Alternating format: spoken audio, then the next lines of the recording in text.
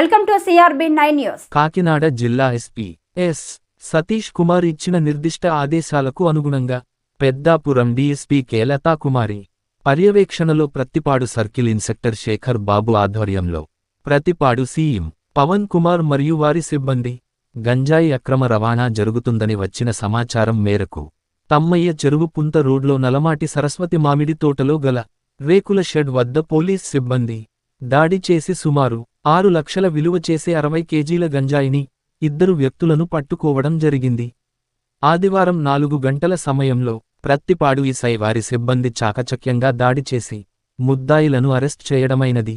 ఏ1 మొగలి మణికంఠ సింహాద్రిపురం, ఏ2 కందా సూర్యనారాయణ సింహాద్రిపురం, ఏ3 వనం యేసుబాబు ధర్మంవరం 60 కేజీల గంజాయి, 2 సెల్ ఫోన్స్, 2 వోల్టేర్ బ్యాగులు, 1 చిన్న కాటాను స్వాధీనం చేసుకున్నారు. దీనికి సంబంధించి ఈ కేసులో అరెస్టు చేయబడినటువంటి ముద్దాయిల్లో ఏ2 మరియు ఏ3లు ఆంధ్రప్రదేశ్ రాష్ట్రం కాకినాడ జిల్లాకు చెందినటువంటి 2 వ్యక్తులు.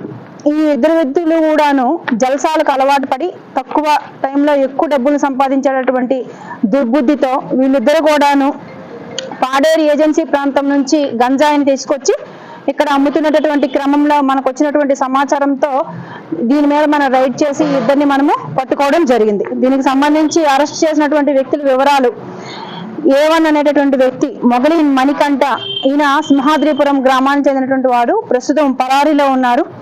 అదేవిధంగా కందా సూర్యనారాయణ అలియాస్ సురేంద్ర, తండ్రి సూరిబాబు, వయస్సు 19 సంవత్సరాలు, సింహాద్రిపురం గ్రామం, కిర్లంపూడి మండలం.